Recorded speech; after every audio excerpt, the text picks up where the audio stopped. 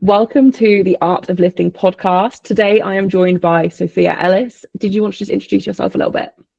Yeah, so I am a two-time European and five-time British powerlifting champion.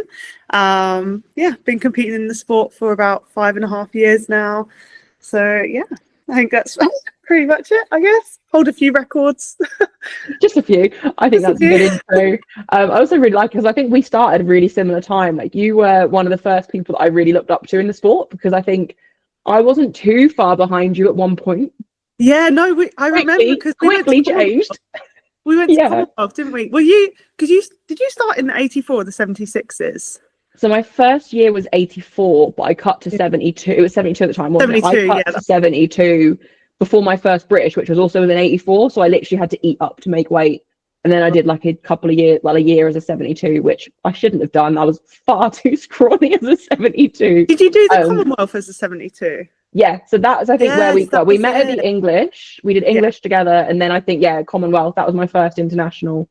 Because I think you coached at that one as well, didn't you? Yeah, so I competed as a 72 as well, and I competed in the bench only and the full power, which was a terrible idea because I had to cut twice within a week, which as a junior, which was like not the one.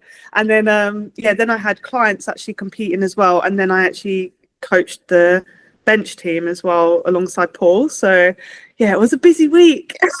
I don't remember tons from that. Obviously, it was quite a while ago. It was 2019 Canada, and I just remember bumping into you in the lobby. I think it was just before bench, because that was the week before, and just seeing you spitting in a cup. Because I was still very unaware of power. Like, I knew people did it, but it was just not something I've really seen a lot. And I remember us just sat in the lobby talking, and you were just spitting in a cup, and you were like, yeah, and I was like, do you have to make weight next week too? Like, what? That was pretty bad actually. Yeah, I remember that I had like a load of like sour sweets, and I was just like sucking on these sweets and spitting, and then people would come up to me, and I was like, okay, I think I need to go outside because this is disgusting. I'm just like walking around with my saliva in a cup right now. But it wasn't one of my worst cuts, so No, and it's funny to me as well, because you don't really have to cut now, do you, for 76s? Like, you used to cut to 72s, but you haven't actually filled 76s. Like, obviously 76 is a great class for you for that reason. Like, you could have that room. But have you always just sat around like 74ish? Is that just kind of where your body likes to be? It's really odd actually, because when I first started getting into lifting, I was actually only 55 kilos. So I was very light when I first started lifting, and then I managed to really gain a lot of weight and mass quite quickly, got up to around 60ish kilos. And then when I started powerlifting, I was around the 70, 71 kilo. And then I quickly kind of got up to, I guess, the 73, 74. So it was never usually a bad cut, but when I'd always tend to come on right before a comp. So then I would just blow up in weight, and I'd end up being 76 kilos and have to try and cut weight to 72. So then they end up being quite dramatic cuts. And then so I'd usually sit around 70, 73, 74. And then as soon as the 76 class came along, I was like, oh, great. And suddenly lost a load of weight and went down to 71. And I was just like, what is going on? Why is my body like this? So then I started having to actually then eat into a class, which I've never had to do before. So it was a bit weird, but it was quite cool. Just to be able to grow into it, but it's taken me a while actually, because I think naturally my body likes to sit around 74 kilos, but I've been really trying actually. And for the British, I did have to do a gut cut for the first time as a 76, so that was quite cool. It was interesting because I've never done a gut cut before like that. So I've always obviously had to watch what I've been eating around competition, but especially because all of my comps now are in the evening, whereas as a 72 it was always the first one in the morning. So I've obviously had to monitor my weight, because my weight at about 5 p.m. would be a lot heavier. It would be around 77 or whatever. But yeah, I'm still kind of eating into it, but I'm definitely more towards the 76 kilo weight now. So a proper 76. Was there ever a point where you considered 69, or was it always going to go up?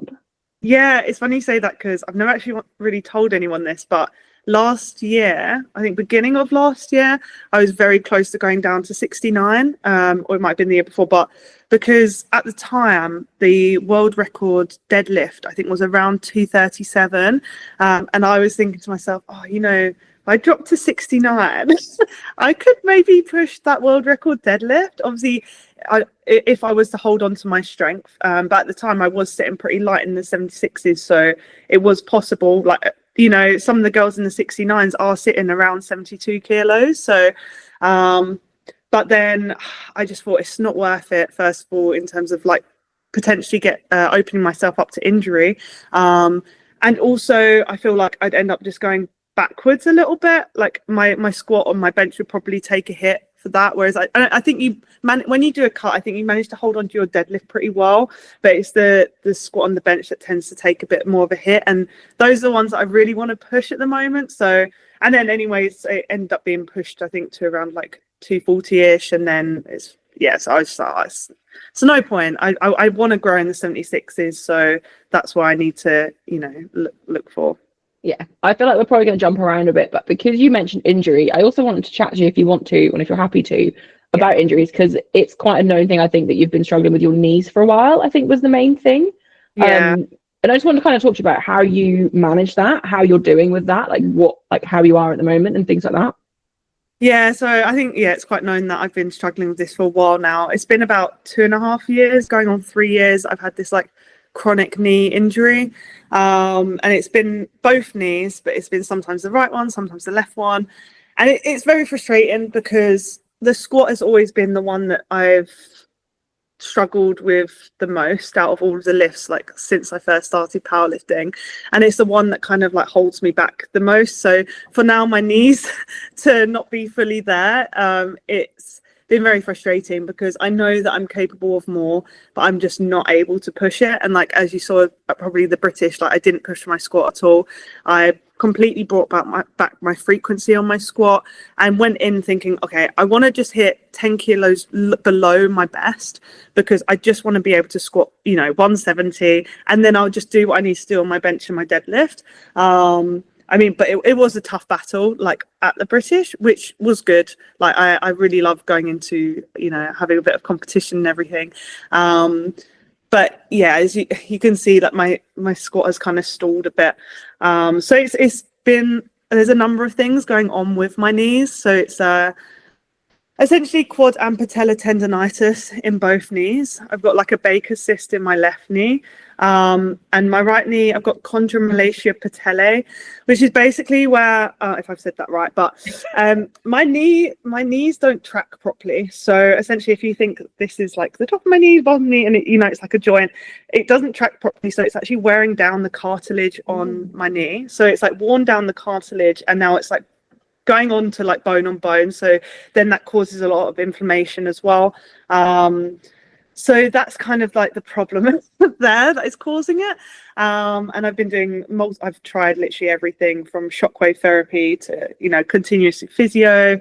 I've tried everything apart from injections at the moment because I just don't really want to go there. But it's definitely improved. Like after Worlds last year. So I touched on it a little bit on my Instagram, but I've not really properly gone into detail with it. But going into Worlds last year was probably one of the hardest preps of my life, just because of like the pain I was in. I was literally on so much codeine and naproxen just to be able to do a session. And I don't know if anyone has been on codeine before, but you feel completely out of it. And being completely out of it whilst trying to lift weights and whilst being prep and getting the mental state of it, it's really rough. And after that prep, I was just like, I can't do another prep like that. Like, I did not enjoy it at all. I was not happy in myself. I didn't find enjoyment in literally anything. So I was like, I can't do another prep like that. So after Worlds, I decided to take 3 months away from squatting, because that tends to be the main thing that aggravates it. And just really like focus on load management and just build it up really gradually. Literally started at 40 kilos. So that's kind of the weights that I was starting at. Very, very light, and just, refining everything, refining my technique, focusing on all my rehab stuff and strengthening.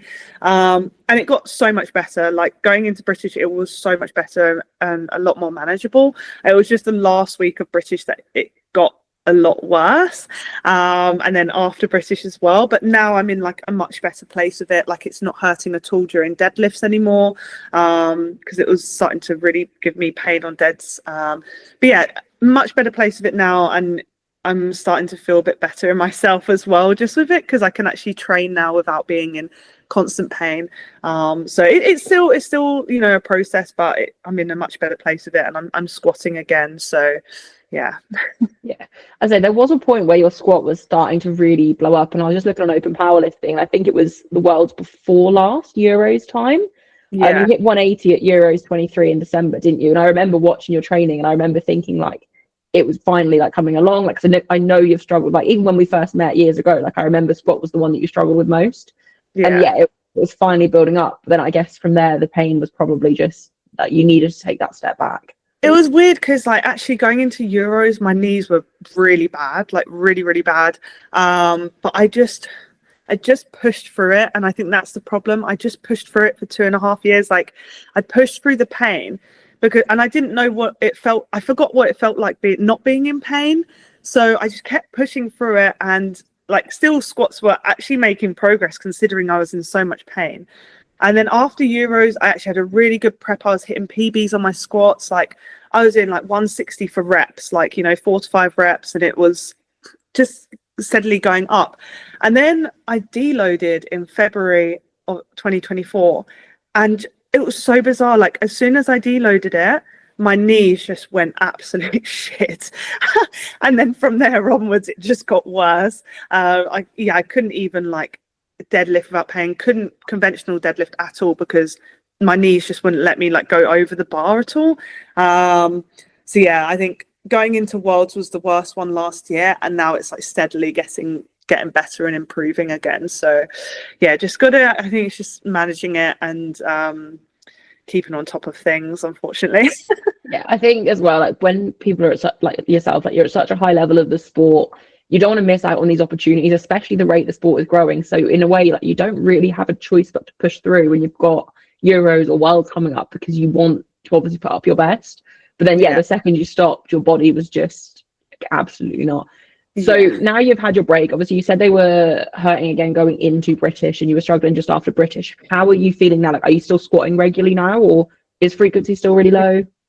Yeah, so I used to do 3 days a week squatting, and now I've brought it down to twice a week. And I think that's like the happy place for my knees at the moment. So yeah, I'm squatting twice a week, and that seems to be going okay. Like I'm not saying that they're completely pain-free, but it's in so much better place. You know what I mean? Like I can walk up and down the stairs without being in pain now, which is a massive plus.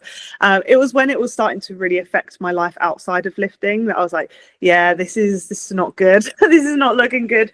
But now I can actually like have my life outside of lifting is not affected by my knees anymore. So and now lifting, like as I said, my bench and my deadlift aren't any pain with my knees. So squats a little bit, but it's manageable. And I'm able to actually like push my accessories now and like actually do some like quad work and that kind of thing. So yeah, it's massive improvement since last year, which is good. So good.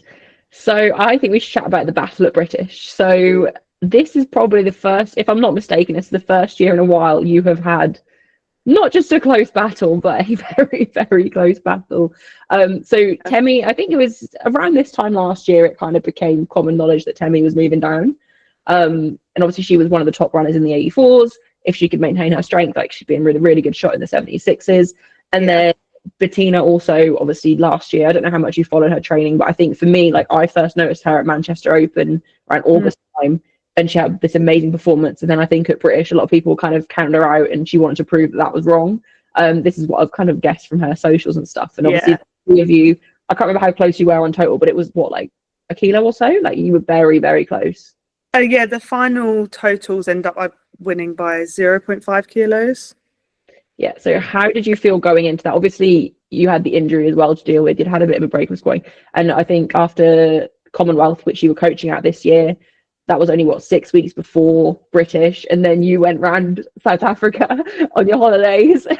Yeah, we decided to like just live in South Africa for a month. Like, why not? We're out there. So yeah, so I mean, a lot of things going into British weren't perfect at all. I mean, obviously the traveling, and it was a long travel as well. And obviously like the knee and everything. But I went into the British not putting expectations on myself, or obviously I wanted to win going into it. Like, I think you kind of got to, but like, yeah, I went in to win, but I was also, the other side of me was like, I have been through some horrendous preps with my knees. If I can at least just enjoy this prep and actually just enjoy the competition, then that's also a win for me, because hadn't enjoyed powerlifting for quite a while prior to that. So I really just wanted to get the love back for the sport again, and just really enjoy the competition. So I did go into it, yes, to win, but also not that to be the sole focus of it either, and just to really just enjoy the competition. And that's exactly what I did. I did enjoy it, and I won as well, which was lovely. But it was good because, yeah, as you said, in previous years, I've kind of like always won on my either like my second attempt deadlift or by like 50 kilos or whatever. So it was good for me to have that, because I think you can get a bit complacent if you're winning by such a large margin. I think it's really good for people to be kind of like right on your toes with that. And Bettina and Temi are just like such great lifters, and like as you said, Bettina is really just like skyrocketing. And I think it was a shame that people didn't like notice her prior to British, but also she really did, put on a show for the British as well. So it was good. And I did expect it to be tough as well. I didn't go in there thinking, oh yeah, this is going to be an easy run. I did go in there expecting it to be tough, because I knew that the numbers that I was going to put up isn't my best numbers. Yeah. Do you know what I mean? Whereas had I been, squatting 180 plus kilos, and then deadlifting around that 245, 250 mark, it would have been a lot more comfortable for me. But you say that, but then you don't know what then they would have pushed. Do you know what I mean? So it's hard to say, but yeah, it was a good battle for sure.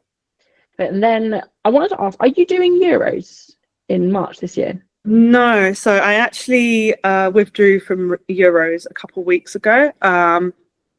It was a really tough one for me to decide whether to do or not. I think so. We only got a few days to basically decide whether we wanted to do Worlds and Euros. And I always love doing the European Championships. It's such a good vibe, and yeah, it's a lot of fun. So I really wanted to do it. And so I said yes. And I was just like, right, I'll just kind of like see how things pan out with training and how I'm feeling about it.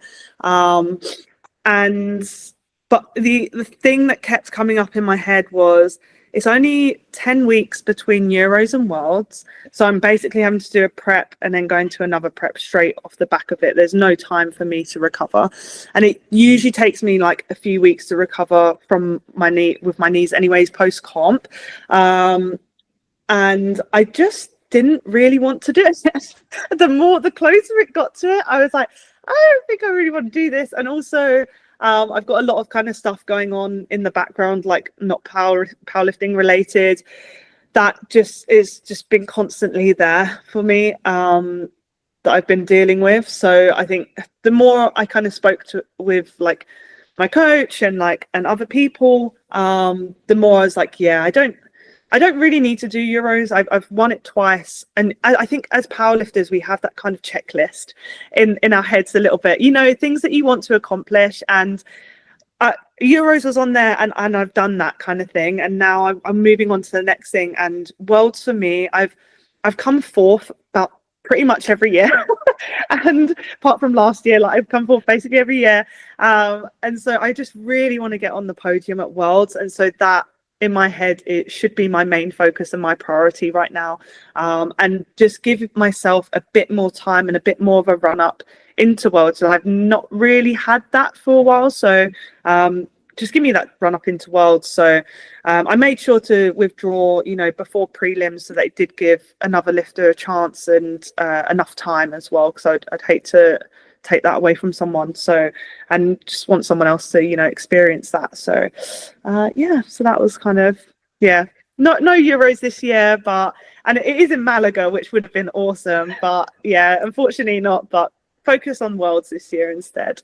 Yeah, I think that's the sensible choice. And I also I don't know how much you follow like other like podcasts and powerlifting and stuff, but I think this year's Worlds as well is going to be really interesting because of World Games. I think a lot of people are moving around, aren't they? And the 76ers is a class that I think, because I was talking about the British selection, like the team selection for GB for Worlds with someone just at the British. I think we were chatting about it in the stands, and I was saying this year logically we should probably take two 76ers to Worlds, because I think Agatha's staying at 69.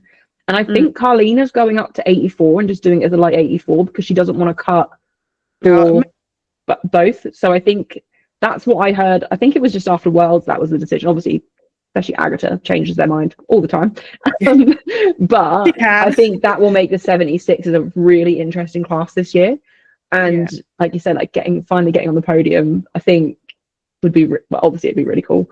It's also hilarious. You're like, come fourth every time, as if that's not like a huge achievement, but obviously that's the whole point of the sport, right? You want to improve, you want to keep getting better, and you are good enough to podium. It's just got to fall into place, right? I think the thing that really stung was Worlds 20, my first ever Worlds, actually. I came fourth, and it ended up that the girl who podiumed actually ended up being like a drug cheat. So it was like, that has kind of sat with me for a bit, that I was like, but you can't just focus on that, and you've got to just like keep looking forwards for it. And I mean, fourth is like an amazing achievement at the world level, especially like within the 76ers. It's such a competitive class, and as you say, we've got some like amazing athletes in it, and it's every year we're just getting some just insane totals. But I think like podium at Worlds would just be like such a big thing for me. But as you said, like in terms of like going into Worlds, it's going to be interesting because I don't actually know where people are going to be, going up or down. It would make sense for the women who are doing World Games, if they naturally sit heavier, to go into the 84s. Just because, I mean, if I was them, my focus would be the World Games, being that it's only every 4 years. And it's the closest thing to the Olympics that we have. So it could really change things up a bit. But then again, there's some women that have come up from like the juniors and everything who are also looking really strong, especially the French right now are just on a mad one. So it would be interesting. I don't actually know what the World's team is either for GB, so that would also be a surprise for me. I'm really looking forward to seeing who gets selected this year, I think, because we've got such a, like, the increase in GB over the last, even just 18 months, like from when they had nationals in Nottingham Strong, at the start of 2023, like the difference between that nationals and the nationals just gone is crazy. Like, it's going to be so good to see who gets selected for GB, and then obviously how we do at Worlds as well. Wanted to also talk to you about Sheffield. So you are in Sheffield currently. Got the t-shirt. And you usually work Sheffield, if I'm not mistaken. And I just wanted to ask you, like, how you find working there. Like, are you there this year? Like, are you there for work? Are you just spectating this year? I'm not actually working this year. So this will be the first Sheffield that I'm not working with SPD. And so it's just a completely different experience, because usually, up early, sorting out everything and helping everyone. So in previous years, I've been like the kind of like athlete, I guess, liaison, and just like helping with the athletes and everything behind the scenes, essentially, and helping other members of SBD with anything they need. So I'd kind of be like the runaround, just doing everything that needs to be done. And it's really enjoyable doing that, because you get to be behind the scenes and see how it is. Because I mean, even at any competition, like what you see in front of you is a totally different thing behind the platform, and especially at a competition of this level, it's really interesting to see, and you're just around all these just insane athletes as well. And then you also really get to know those athletes, because when we go to Worlds, we don't always get to, you know, mingle as much. Like, you definitely mingle, but you don't get to see everyone, whereas here you've just got, like, you know, there's 24 athletes, and you really start to get to know them, especially when you're like working kind of with them as well in that way. And previously I used to do, not many people know this, I used to do the SBD, like the media, social media for SBD. So I was like a freelancer and working with SBD on that. So I've kind of like previously worked with SBD on stuff anyway, and love the team. They're like a great company to work for. But yeah, this time just literally a spectator, and just, you know, supporting the GB guys as well. So we've got Bobby and Durins and Ade. So yeah, just helping them, and if they need anything at all. It'll be really cool to see how you find it being there as a spectator this year, after obviously being so involved the last few years. I can't imagine like the opportunity to obviously be there and just be involved like that, like, Yeah, just to see it. How did you feel at the first one? Like, were you quite, obviously we all knew it was going to be huge, and I haven't been to any in person, I will confess, but what was the atmosphere like? Like, was it what you were expecting? Was it just crazier than you were expecting? oh, you know, it made me so badly want to be an athlete at Sheffield. I was just like, one day. It was so cool, because they really, you know, went all out, especially on that first Sheffield, because it was supposed to happen the year before and obviously didn't. And yeah, just the whole athlete experience around Sheffield. It wasn't just the competition, it was everything leading up to the competition. So they got all like media stuff, interviews, got like got to go around SBD HQ, and even just like the banquet afterwards was just amazing. So it's like all the experience around Sheffield as well, and just being around all those athletes was really cool. And I didn't really know what to expect, obviously, because we'd never had a Sheffield. So yeah, I think obviously it was a little bit stressful as well, because it was the first one and no one really knew how it was actually going to pan out. I think the second one ended up being like a lot less, it was still a bit stressful, but like less stressful, because we kind of like knew what things needed to be done better this time and everything. But yeah, so this time it's weird, because I've kind of got an itch to want to help out, but I also need to like not. So it'll be cool just to watch it from the front, because before I've just been in the back when it's been happening and never been actually be able to see the stage and everything. I've always been at the back with the athletes, or, you know, running and getting stuff. So yeah, Yeah, it will definitely be really cool to just be able to watch it. Now, did you say you're from the front as well, so good seats? yeah. Yeah, I don't know where my seats are yet, but I think like, because all SBD athletes get a ticket for Sheffield, so I'm guessing we might all be in the same area, but I have no idea where I'm sitting yet. But I think when I've been around the venue, anywhere you kind of sit, you'll get a good view. It's a really beautiful venue as well. Yeah, I'm very excited. Have you got predictions for who you think are going to win, men and female? Female, I think Agatha will take it, honestly. And on the men, Shell, as I'm Yeah. I think they will be the winners, just going straight in there. That's my predictions. And then second, third, on the women's side, not too sure really, actually. It's going to be a tough one, especially on the men's side. I think it will be a pretty close, especially from like third place downwards. I think that's going to be a really tight one. But yeah, I mean, I've been watching like Agatha's training, and she's just looking phenomenal at the moment. And she can just go within whatever weight class she wants to go in, and I think just really dominate it. I think especially with how, you know, her size and her leverages and everything, it just works really in her favor as well. And also she just puts in the work. Her total was just massively increased over the last few months. So yeah, there's no stopping her. I think she'll absolutely destroy it, especially going down to the 69s as well. Yeah, so it's going to be interesting. And then Shell is obviously dropping down as well, so he'll completely destroy that. And I think even if he has like the worst day, he'll still end up going over the world record. So he's in a pretty good position to take that. Something like really really wrong has to happen for him not to take that. And obviously I hope that doesn't happen. I hope everyone has like a great day. No, I think we filmed the preview shows for it last week, and I think we all kind of said the same thing, especially with Shell. Like, Agatha, potentially someone could sneak in, but I think with Shell, like, he'd have to have he'd lose a lot of strength just from that last like kilo or two. So it'll be very good to see. This will also be the first episode out after Sheffield, so we'll see how good you are. Oh, nice! Oh, great! Don't come to me. No, so I wanted to also talk to you about your coaching. So if I'm not mistaken, you are full-time coach. That's your main job. Yeah, full-time coach. Yeah. And am I right in thinking as well? I don't know if you still do, but I remember you used to do a lot of like in-person classes and stuff as well, which I always found really interesting because it's not something you see a lot of with powerlifting.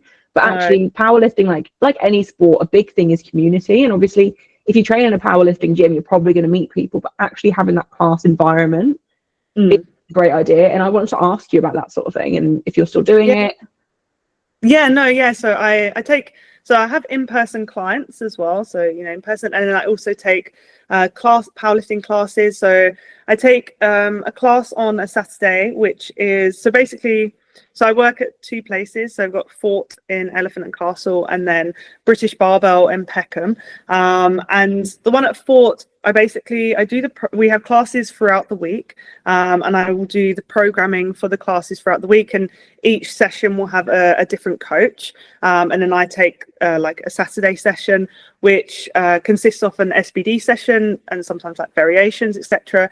And it's funny because even when I first ever started coaching, I was kind of thrown into doing classes, and a lot of people are like, how does that work with like a powerlifting class? And there's like two different ways that I think you can go about doing classes with powerlifting. So one of them is having like a strict, not strict, but like a program set out. So you outline it all just like you would a client, but obviously you make it a little bit more generalized because you're having like a mix of different people, and do it off of like percentage base. So they if they know their 1 rep max, then you just put, okay, you're doing this off of this percentage, and then everyone follows that. So obviously they're doing the weights that are for them, and then sometimes I'll add in like an estimated RPE. So we've only just started introducing RPE for the class for Fort, just so that they start getting used to it a little bit more, and just introducing that, so giving them that estimated RPE, so this is what it should feel like.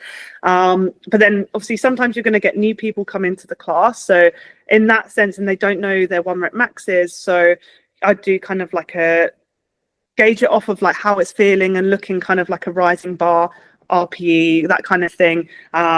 Just start them really light and then just go from there. But most of the time it's going to be like a big like technical focus as well. So the good thing about classes is that I kind of like then go around and give them that technical feedback, because even though the program is kind of generalized, I can then also give things to people that are a bit more specific. And I'm like, okay, actually maybe you should be doing this because I think this is going to work a lot better for you, and how you're lifting.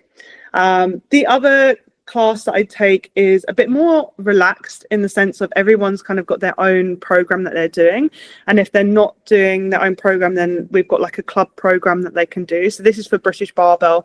If people don't know about British Barbell, the owner of SBD, Ben Banks, actually founded British Barbell before starting SBD. So he actually when he designed the knee sleeves, it was because he was coaching a British Barbell and was then going to train afterwards, and his knees was getting cold, so he put knee sleeves on to warm them up, and that's how it came about. So British Barbell essentially is like a charity. It's a community amateur sports club, so I started coaching there just volunteering, so I wasn't getting paid. I just for the love of the sport and for the community and for the club, and also just getting people into powerlifting, especially in a place like Peckham, where I think it's, there's a lot of, it's definitely improved, but there has been, a lot of things with crime and within young adults. So it's kind of like getting people, finding something that they can become like passionate about and have that focus as well. So I started taking a class there, and it's, as I said, it's a bit more relaxed. So everyone's kind of got their own program that they're working on, or they can use the club program. And again, I'd go around kind of giving them feedback and technical assistance. I mean, my style of coaching is a bit more technical as well. So that's really works with in person because I love, you know, helping people with that. And you can just get so much done in an in-person session, like compared to an online. I know online gives you that freedom and you can really scale up your business being online. But I think like it's really important also for coaches to get a bit of in-person experience, because you can learn so much just doing an in-person session with someone, and it constantly challenges you as well, because I'm getting new people into these classes who have, you know, XYZ injuries, or they're coming from this background, they've got different goals, etc. And I can really like there and then you have to give them that help and support. So it challenges you in different ways as to what online does. And although I still do my online coaching, I love the online because I can reach out to a lot more different athletes across the world. I think still online you can just get so much more out of it for the client as well, and just build that relationship a lot easier as well. I really like that you said that, because my follow-up question was going to be, do you see, or do you feel like the in-person coaching has massively helped your online coaching? Because I started as a generic in-person personal trainer. I found powerlifting around the time I started working in a gym anyway. So for me, it just naturally became like my niche in that job. But the skills I learned through in-person PT and also teaching classes, which weren't even lifting classes, they were just like general like body pump, spin, like stuff like that. But it's the quick on the go thinking, like pinpointing problems, dealing with injuries, like spur of the moment. Like you have no time to really like go away and research stuff. Like you just have to figure it out on the spot. And I think that 100% can make people a better online coach, because you just have so many skills that you wouldn't have if you didn't have that experience. Oh, 100%. And like you're looking, when you're in person, you can see everything. Like you're looking around at different angles. So you're really just seeing everything there and then. And it's so much easier to, you know, gauge what is going on and what do we need to fix here. Whereas like online, you're only really getting that one angle unless you obviously specifically ask for it. And even then, you're not always getting that full rounded view of what they're doing. So it's definitely helped my online, because then I'm like looking for things from what I've like seen in person as well, and then can also request certain things from the athlete from what I've seen, just so that I get a better idea of what is actually happening and going on. And yeah, the other thing with online is that you get that feedback from them straight away as well. So like, try this. Okay, maybe that doesn't work, try this, and we can do that within like 10 minutes or whatever, whereas online that might take you a few weeks to actually figure out what's going on. So I think in person is definitely like king in that aspect, but also you've got that online side where you can reach out to a lot more people, and it is just a bit more accessible for some people. But I'd always say that I think like beginners, with beginners, it's very hard to get up to a good standard straight away with just online, like, especially if you're like you've never done any barbell training. I think go to a class or get some in-person or something like that, just get a standard thing, and then it can be a lot easier transitioning into online. But I know that isn't always the case, but I think that's why it's so important for like having powerlifting clubs, because people can, it's a lot more affordable, and people can just go there and just get that support there, and you've got those coaches there who are there for the love of the sport. Do you know what I mean? And that's how I got into powerlifting, was by going to a powerlifting club in South London. So and as you said before, you've got that community. Like powerlifting can be such an individual sport. So I think it's really good to surround yourself with other kind of like-minded people and who just love the sport. And it really helps you, especially because it's so repetitive what we do. It's good to have that. And there's a huge social aspect as well to it. So I think like clubs and stuff like that is important. Yeah, no, I really love that. And I completely agree. Am I right in thinking as well that you do hybrid coaching? So you do, like, let's say some in person, some online, which I think is also a really good option, because, like, you know, in person like training and stuff is expensive. So if you don't necessarily have the cost, like the money available to do that, you could maybe see if the coaches you're interested in, and like when you're reaching out and inquiring with people, do they maybe do once a month in person or something like that to make the cost a little bit more affordable, but you're still getting that in-person view, that extra help. Because explaining something to the person as well with online coaching, you can obviously do it, and if that's what you want to do, that's what you want to do. But trying to explain to someone maybe like a technical change over a video is never going to be the same as explaining it to them there in person, so you can show them with your body and also direct them what to do with theirs as well. Yeah. Yeah. No, yeah. So I offer the online, the hybrid coaching, which is essentially the online coaching, but then you have one 90-minute in-person session a month.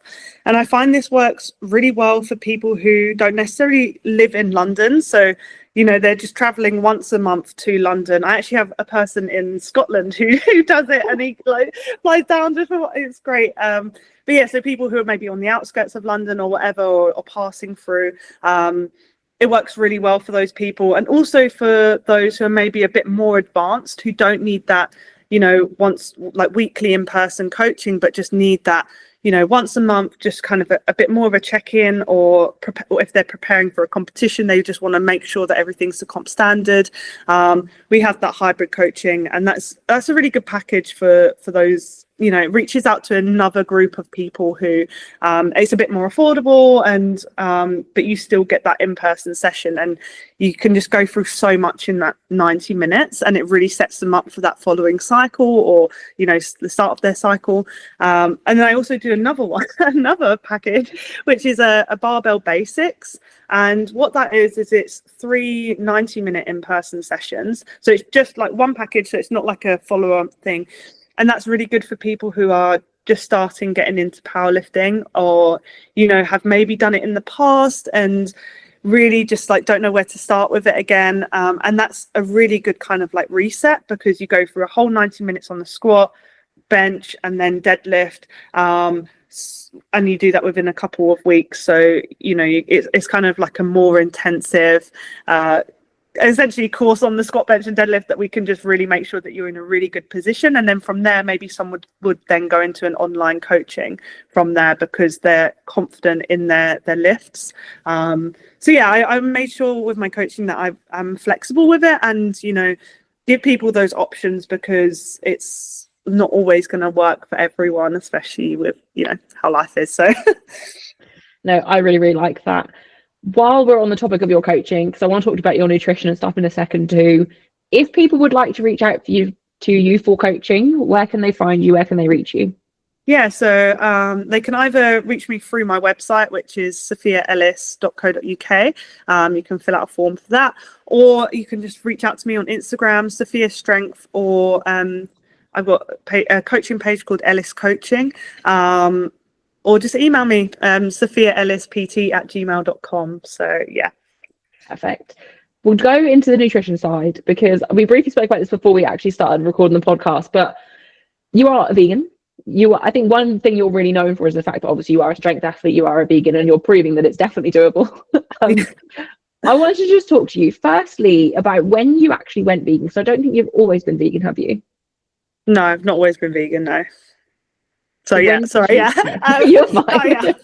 No, I've not always been vegan. No, so I went vegan about 11 or 12 years ago now. I think maybe 11 years ago. I've not been really counted, but yeah, so it's prior to that I was, fully just eating meat and everything under the sun. And yeah, it wasn't till I basically I've always been into sports. I used to play football, netball, basketball. I did literally everything, and athletics. And yeah, I was obviously always conscious of my health. And so I did like a test, just because like intolerance and allergy testing, and found that I was lactose intolerant and allergic to cheese. So yeah, I was like, oh, why am I finding it difficult to eat, to breathe when I eat cheese? I am dying. Yeah, so I did that, and I was like, okay, well, need to like start cutting that out. And then I went on this kind of like health kind of kick thing, and was just like, oh, I want to reduce the amount that I'm like meat that I'm eating. And the more that I just love to, I don't know about you, but I just love researching into absolutely everything. I have to know about this. And so I went on this like proper deep dive into like meat consumption and animal agriculture, and the effects that has on the planet. And then I went into, how the cruelty of animals through that as well. And I was just like, fuck my life, this is awful. I just couldn't believe it. I was like, how have we been conditioned all this time to think that this is normal? And I actually got really angry about it. I just couldn't fathom how we've been doing this our whole lives, and I've like not been told of it or like looked into it sooner. And I just, pardon the pun, went like cold turkey with it, and just went full vegan. And I actually moved to Brighton at the time for to study. So I was studying fine art, and it was in Brighton, like veganism there was like way ahead of its time kind of thing in Brighton. Like they're always a little bit more ahead with that kind of thing. And yes, I was surrounded by it, and that really, you know, gave me a reason as to why I should stick to being vegan. And I got into all the kind of like activism. Was a bit of a hardcore vegan, I'm not gonna lie. Which I'm a lot more chill now. I think veganism is a journey, and I think everyone kind of like who's gone through this kind of like journey, you go through that kind of experience of anger at first because of you can't believe this is happening and how they treat animals, and I could, you know, never think of doing that to like my dog. Do you know what I mean? And like how are we doing it to sentient beings? And then you go through this phase of just like a bit of like grief, I guess. and then you go through just like, okay, how can we like help and like push this kind of message and whatever. And I went a bit too hardcore with it, and then I was realizing that, you know, shouting at people and like shoving it in people's faces is like literally not going to do anything. Like if anything, that makes people defensive. And so then I thought, well, what's a way of me like kind of communicating this and like how I feel and all these things without doing it in a way that, you know, is going to put people's guard up. And, you know, you want to be on a level playing field of people, and you don't want to seem like you're superior at all, because that is like not the case. And you want to make sure that you know, have a proper conversation and have that understanding there. So at the time, obviously, I was an artist, so I was studying. I moved to London and was studying there. But I thought I could use my art as a way of activism, but in a bit more of a subtle way, so it wasn't so in your face and everything. So I went through that stage of like protest art as well. So yeah, I did all that, and now actually I found the best way to, you know, get across, you know, the benefits of veganism is just through just being me and just showing what I can do being vegan. So that it like what I've done, like my accomplishments within powerlifting, I barely actually shout about veganism. Do you know what I mean? Like I don't talk about it a lot. If someone was to approach me, then of course I would answer any questions or whatever, but I'm like so much more chill about it now, because I think there is like a very kind of like toxic side of it as well within like certain communities, and I just prefer to, my way of doing things is just being me and just showing what you can do on a plant-based diet, and the benefits that it's given me, and hopefully that will help other people. Not necessarily like I don't want to force anyone to go vegan, like it's just more so like, you know, if you want to switch things out, or if you want to just reduce your meat consumption or your dairy consumption, then, you know, I want to show what's possible, and it is possible to get strong on being vegan, because prior to that, like obviously I've been vegan for so many years now, and back then it was basically unheard of any strength athletes to be living on a plant-based diet. It was always endurance runners. So I think a lot of people was kind of, when they actually see what is possible, then that makes people think a little bit more. So yeah. I don't even know if that answered your question, so I just went on a massive long. No, it definitely did. And it's really interesting as well to hear you say about how you've kind of changed with kind of your approach to raising awareness of it, because obviously it is something you're really passionate about. And to be honest, when you said there, like, it's crazy that we're so conditioned to think it's okay for the way they treat animals, because like I come from a family of meat eaters, like hardcore, like that's the main focus point of every meal, like. And it's something that my mum and I have both said to each other before, because we love animals, and it's like I feel really guilty when I think about it that I eat animals, and it's something that I am trying to consciously like make more decisions to eat less meat and to find alternatives and stuff. So I wanted to also ask you, where would you, because one thing that put me off for a long time, which is definitely just an excuse and laziness, is where to start. Yeah. So where would you recommend someone that is a strength athlete, especially, to start if they wanted to look to switching to veganism without it feeling like this overwhelming big change?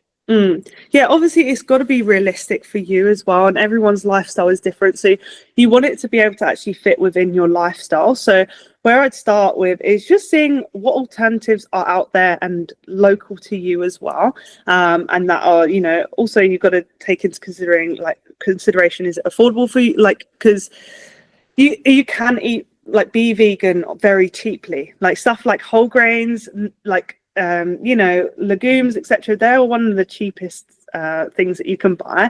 So it's also, you know, seeing that. But I would just say, by taking, say, your favorite meal and just trying to swap out some of those like meat or dairy things for alternatives. So don't have to go full on hardcore vegan like straight away. You can literally just start by doing like a meatless Monday, something like that. And I think enjoying that process of discovering new foods and seeing what different things that you can make with the ingredients that you've got, and trying to make plants kind of more of the center of the attention and the star of the meal.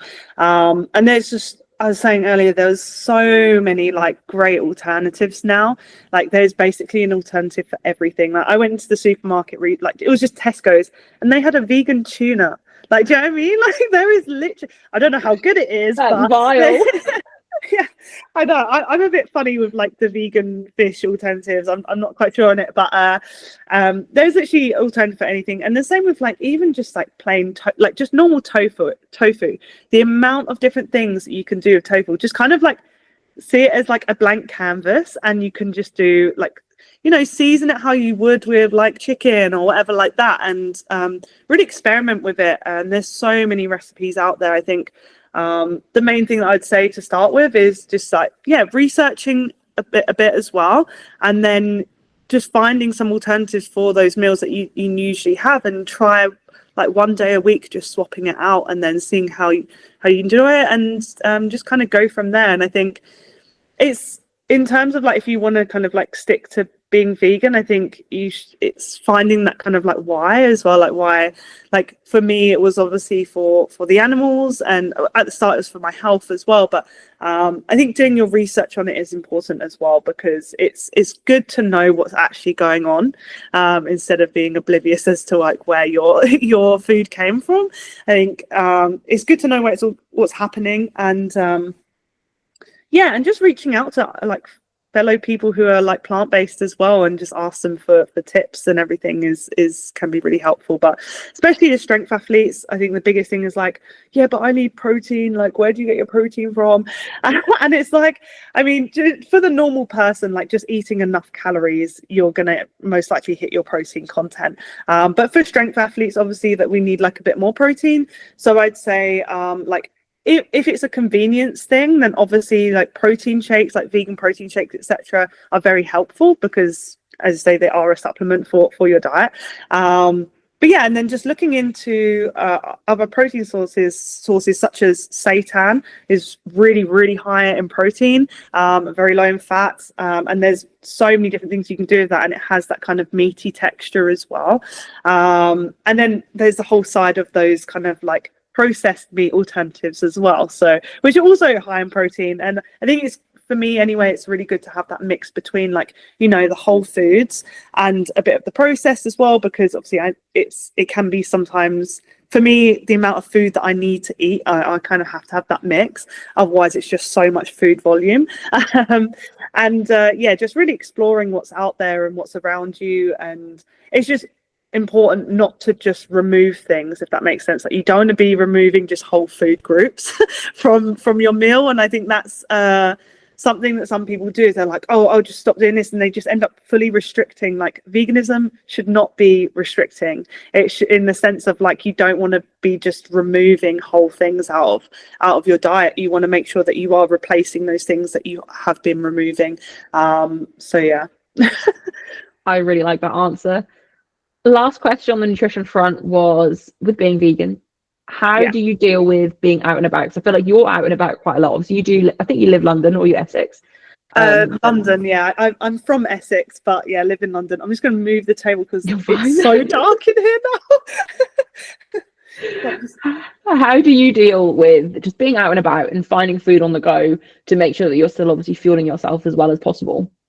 Yeah, like I'm not saying it's the easiest thing because it's not, especially I think for international competitions can be quite tough and you've got to really prepare even more so than I mean every athlete needs to prepare for an international competition, but I think even more so if you're vegan, because the places that we end up going for some of these international competitions, mate, there is basically very, very limited options available. So you've got to make sure that you are prepared for the worst situation that you can think of. And I've definitely learned over the years that I need to prepare well and make sure that if it's a case of that I'm literally taking a full bag of food with me through to wherever I'm going, then that be it, because it's going to be important. I've gone to competitions before where there's been barely anything that I can eat, and I've ended up losing weight going into the competition, and then that massively impacting my performance.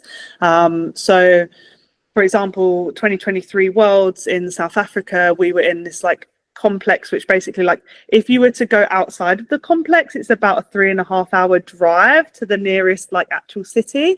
So that was difficult because I couldn't just go to a supermarket and buy stuff. Basically, it was just, well, I can either have some vegan sushi or chips, and I basically lived off that for the whole week and lost about 3 kilos in body weight, and yeah, my performance wasn't great. So definitely have to think about it more, but then again, there are places where it's great for being vegan. So I think doing your research prior as well, going into it, is going to be important, especially if then if you're looking at gut cutting and everything, that slims down your options even more.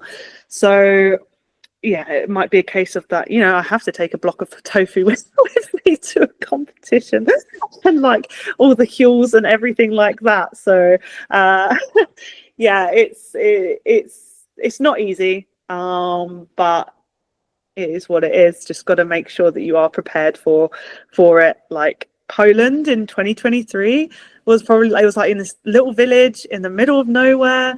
There was like, I was like, oh, do you have any vegan options? And they were like, gluten-free. I was like, not quite. So, and everyone got ill from there was this like food van outside of the competition as well, and anyone who ate from there like got really, really ill. So I just make sure that I have all my stuff with me, and I can either like cook it there, and even then, like in official hotels, you've not always got places to cook, you've not got microwave. So there's so many different things that you've got to consider as well going into it. I just make sure that I can try and find like some kind of Italian place that can do me some just like plain pasta, and then we're good to go. I think something that's also important to point out as well, like, even obviously it will be harder when you're vegan, but even as someone that eats meat and stuff, it's still not easy when you have to travel. Like when I went to South Africa recently, there's so much food available in South Africa for people that eat meat. Like the options in that resort are endless.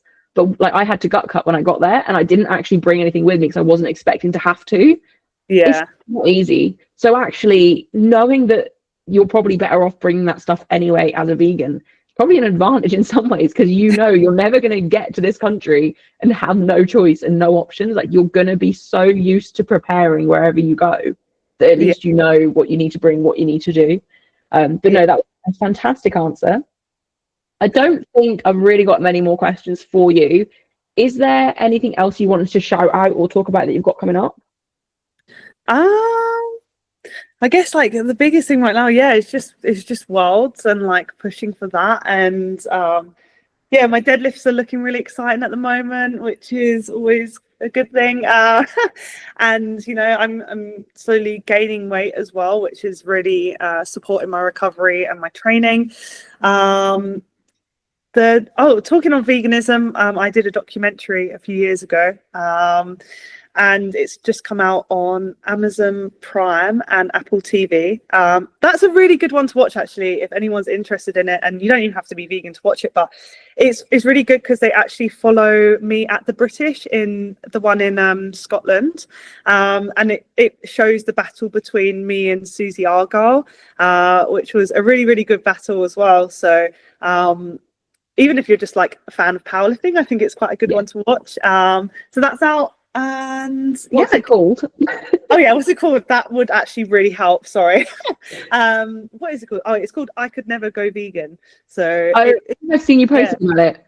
So it basically goes through like different reasons as to why people don't go vegan, and kind of like debunk it essentially.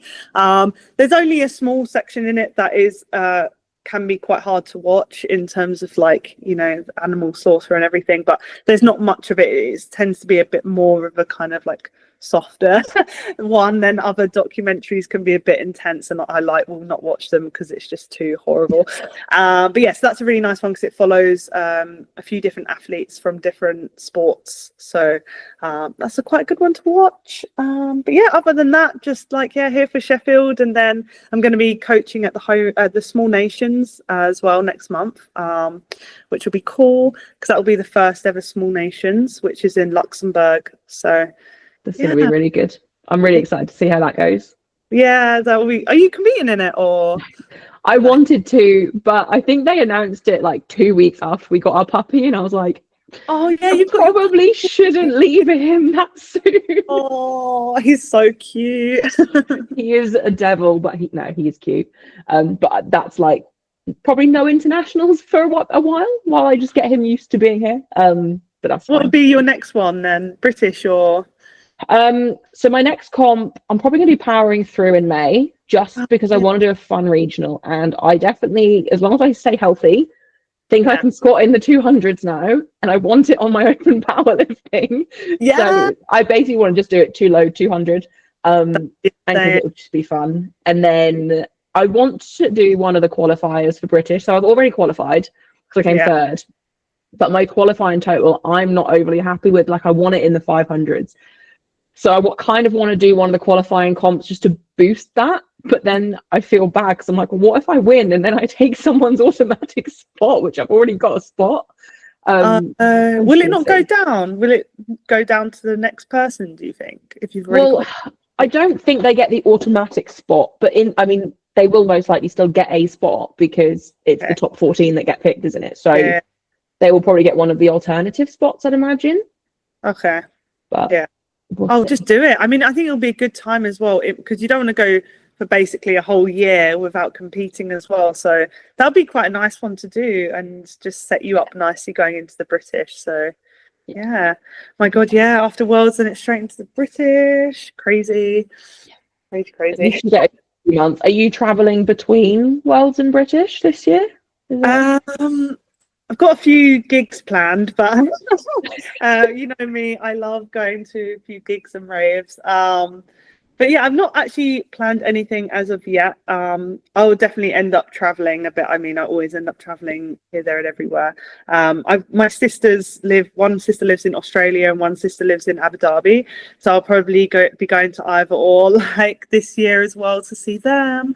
And yeah, wherever, if there's a comp or whatever, then I'll probably get up there. So that'd be really good. One quick question as well, actually, to be fair. With your traveling and stuff, do you sometimes find that having those, I'm assuming you obviously still train when you go traveling, but do you think having that break from like reality almost, from going traveling and just training in a different environment, do you think that helps you from the fact that it's just a bit more, it's not your main thing? Like when you're traveling, you're not just athlete coach Sophia, like you get that break? Yeah, I think for me, it's really important to have like a life outside of powerlifting as well. And so I still do my art. I've actually like illustrated a book as well, so which is cool. So I still do a lot of things outside of powerlifting. Like I'm into my music as well. I play the flute. There's a lot of things that people I don't think they know about me because I don't really share that side of me on Instagram so much. So yeah, I play the flute, I travel a lot, and that really does take me outside of that. And although when I'm traveling, I am still working, like I'm still doing my coaching and I'm still training hard as well, but I love to like explore as well and do new things and try new things as well. And I've been getting into last year, I've been doing a few more different sports as well, which has been cool. So yeah, I think it for me, like, I also want to have that life outside of powerlifting as well. And I think that really grew on me more since the injury, because I wasn't enjoying training, so I needed to have something that I did actually enjoy doing or could focus on. Or, you know, I think learning new skills for me is really important, and I like just seeing what my body can do and really test myself. And if I wasn't getting that so much from powerlifting, then I tried getting it from other places, but I was still continue doing powerlifting. And obviously going into competitions and everything, that is my sole focus, like that is my priority, so everything else just drops. But I've always been like this. I've always taken on a million things at once and like to do everything I can, so that has not changed. I think it is important though, like you say, to have something outside of powerlifting, because I remember it was around the time, it was the start of the year of Commonwealth actually, so it was 2019, it was like the January of 2019. So I have a heart condition that I've had my whole life, and it was January 2019 that I changed to like the adult clinic, and I was told to stop lifting. They were like, no, it's going to make your condition worse, you need to stop. Obviously I haven't done that, but I have had tests done to say that that's not gonna, like, I think that was just the rhetoric back then, like they've changed their tune since then. But Yeah, I can remember being told that, and I knew that year I wanted to go for Commonwealth, like that was a massive goal for me. And I remember speaking to my mum about it, and it was like, what am I going to do if I don't powerlift? Like it had become my identity at that point. Like my personal training was all around powerlifting. I was starting to build a bit of an online business. Like powerlifting was my entire life, and being an athlete was such a big part of my life that I was like, what am I going to do? So I got injured just after Commonwealth that year, and it was like quite a bad back injury. And I remember being like, okay, you need to find something outside of powerlifting so that if this is the end of powerlifting, you're still going to be fine and you have other things to do. And actually, I've become a much better athlete by making sure I have other hobbies outside of the sport, because also when you work in it, you need to have something separate. 100%. Yeah, what you said there is just so true. I think I've really found, same thing through injury. Like I really found that, and that's why I like having those, other hobbies such as gaming and everything like that I can just like fall back on if need be. Because otherwise, if you put it as your whole identity and then suddenly that comes crashing down on you, like God forbid, I hope that never happens to anyone, but like if it does, then you end up just like so depressed. Like you just go into a spiral, and that is just like not good for you. And I think to a point it's okay to have it as your identity, but I also think that not everyone does, but for me personally, like I think it's important to have the other things that you can lean back on when need be, especially when things get like really, really tough as well. Just to have that there. Yeah, no, I completely agree. It's interesting you say about the heart condition, because like I've come across a lot of people actually recently who have said the exact same thing about them having a heart condition. And then I have a heart condition from my, like when I had an eating disorder, and it stemmed from there. I mean, they never wanted me to get into the gym anyways because of obvious reasons. But it's interesting how now they're starting to change their tune a bit with it. Yeah, so I'm going to really butcher this explanation, but at the time I was basically told weightlifting, because of the spike in blood pressure, I think is the main thing they were worried about. And it can essentially just kind of increase the rate of it getting worse. But actually at my most recent appointment a few months ago, I sat down with a nurse, and she actually explained to me it's actually just to do with obviously your heart is a muscle, and it's to do with the muscle getting so thick and strong that it then affects the heart's ability to work. Similar to when people go on steroids and their heart obviously they have heart issues because the muscle is obviously growing at that rate. And it's basically any kind of elite level athlete, like even though like I wouldn't class myself as elite, but like training as an elite athlete, training that regularly, training that hard in something will cause your heart muscles obviously to expand. And the nurse basically explained to me that no matter what sport you're doing, if you're you're training as if it's like a job, it's going to make it worse. But it doesn't really matter what the sport is, it's just being aware of that. And basically don't go on steroids was the advice I was given. Don't do drugs, kids. But it's more to, I think the logic behind it was more just to do with that rather than the specific sports themselves. So that made me feel a lot better. Yeah, it's so interesting though, because then other things like sport can really help. Like for example, like when I was anorexic, I had my bone density was so low that I was breaking my bones so easily. Like my first ever powerlifting competition, I tried wearing an SBD belt like in the prep leading up to it, and I broke my floating ribs. Oh, when I was waiting for you to say that. When I braced into my belt. It was so grim. So my first open powerlifting comp, I had to, because my bone density was just like so bad, I had to, well, that was the second time I broke them, but the first time, yeah, I couldn't wear a belt going into the competition at all. And then I broke my ribs again and did my first open without a belt as well, because it's just like I couldn't. But now I have like regular like DEXA scans and everything, and my bone density is like completely fine now. And I feel like that is purely through obviously not being malnourished anymore, but also the strength training as well has like massively helped that. Have you found that like training's ever had like a negative impact on your heart, or has it only really been like positive? I don't think so. For me, it's hard to tell because basically I had surgery on my heart when I was 3. And from that surgery, I've got an ever so slight leak from my pulmonary valve. And it's something that can get worse as you get older anyway. But all of my childhood, like my childhood doctor was very relaxed, calm, like, you're fine, which I was. And I'm glad I had that because it meant I could have a normal childhood. Like I played every single sport growing up. Like I did everything like that I could to stay active. And if I'd have been worried about my heart, I probably wouldn't have done that. But it was then when I went to the adult clinic, which at this point I'd cut loads of weight, gained loads of weight, and like cut loads of weight again. And then I'd obviously grown in height. My like body had gotten like even just from training and stuff, like my body got a lot bigger. And I've had my first adult checkup, and my heart had gotten worse. But in that time, I'd also discovered powerlifting.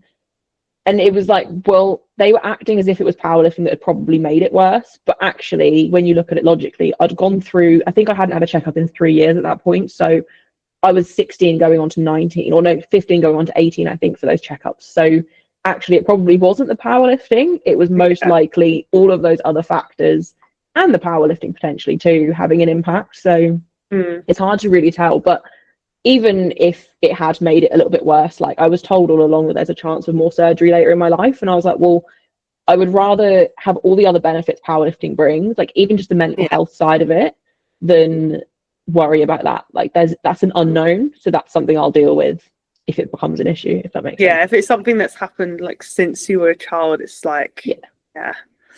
Oh man. Yeah. Well, hope for your sake it improves, or at least is manageable. Like, well, it hasn't gotten worse since 2019, and I've gotten a lot stronger. So fingers crossed. Powerlifting like must be doing like, you know, outside of that, it's helping everything else. So that's the thing. Like, and I know you've been through a lot and stuff as well in your personal life, but I've been through some like really hard times since starting powerlifting. And if I didn't have training, I don't think I would have got through them, because it forced me to just get out of the house and to eat like a normal person a little bit more and just to still basically function. Like, there are so many benefits powerlifting brings outside of worrying about that stuff that I would rather just continue as long as I can. Oh yeah, 100%. Like, I bet now you're doing the podcast, you hear like so many people's stories of like how they got into powerlifting, and it's like, it's interesting because everyone has their own reason as to why they powerlift or like how they got into it. And it all kind of like, you know, it's always kind of enhanced their life in some way or their mental health in some way. And I think it's been, as coaches as well, we see it all the time, and it's just so great to see how much of a big impact it has on people's lives, not just within the sport but like outside of that as well. Yeah, absolutely. And even like just forcing consistency through life is such a big thing to help with any, even just things like depression. Like, forcing yourself out of the house is such an important thing. And if training is what makes you get up and get out of the house every day, then keep training. Yeah, definitely, 100%. Perfect. I feel like we got on to quite a serious end of this podcast. I know, it got pretty deep. That's fine though. You always get the best conversations when it just like, you know, goes off on a bit of a tangent or whatever. So no, absolutely. And it was good to hear about different parts of your life as well. Like, even the fact you're still doing your art. Like, I knew you did a degree in art, but I didn't know you were still doing it. Like, that was really cool to hear.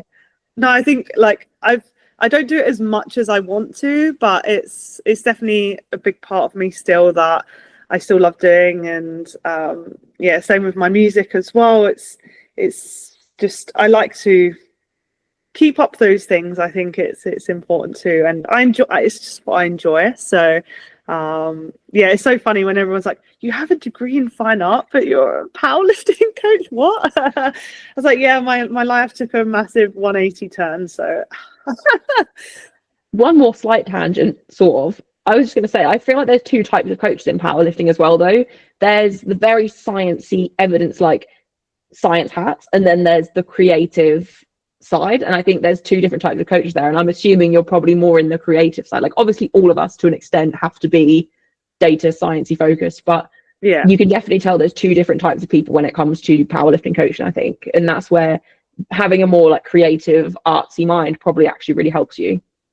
yeah, I think you definitely do see it like more of the like data driven coaches, and then yeah, the other side of it where it's the coach who've done more of like through like experience of just, you know, as you said, it's just starting on the gym floor and then building from there as well. So yeah, I think they all, everything that I do, even with everything, all kind of like drip feeds into it, and you just learn from experience. It's like I was speaking to someone who said that they wanted to get into coaching, and they're like, how do I kind of like go about it and everything? And I always say like the biggest thing for me that has helped me as a coach is just shadowing other coaches, and not necessarily in our discipline either. I think it's really good to explore different disciplines and see how they do things, because not saying copy people, but you can really just take little things from what people do and just kind of like turn it into your own as well. So like when I was first getting into coaching, I was shadowing strongmen, I was shadowing dance movement specialists, Muay Thai, like kettlebell trainers. I even did my kettlebell certifications, like hardcore and hard style and Russian kettlebell. And although I don't obviously specialize in those types of training, you just can take so much from it. And I used to be a yoga instructor, which not many people already know either. So I did my yoga teacher training out in Bulgaria, which I use a lot of those movements to help with like rehabbing clients, or like just, you know, improving their mobility, flexibility, that kind of thing. So I think it's really important to get a whole, like a bit more rounded perspective through coaching as well. And just shadowing other coaches is a really good way of doing things, because there's no one way that is like the perfect way of doing things. And I think you can really just build it as your own and create your own methods of approaching things as well. I really like that answer. And I feel like I'm going to wrap this up before we keep going on more tangents. Yeah, I know. 2 hours later. Thank you ever so much for joining me. If people want to find you, I know we've already spoken obviously about how they can reach you for coaching, but if you want to just show your Instagram and stuff out again. I'm sure people already follow you, but yeah, so my Instagram is Sophia Strength, on Instagram, TikTok, Threads, wherever you want to find me. Basically YouTube, I've got a YouTube channel, but I post every like once a year, so if you want to check out my yearly videos, you can go over to there as well. Brilliant. Thank you for joining me. That's all right, lovely to speak with you as well, and thank you for having me on your podcast.